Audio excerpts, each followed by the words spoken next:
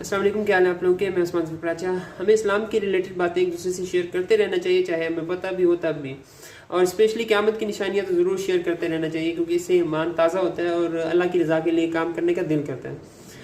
एक निशानी क़यामत की यह है कि क़यामत के करीब जो मामलात हैं, लोगों के मामलात जो डिसीजन लेंगे वो नाअहल लोग लेना शुरू कर देंगे।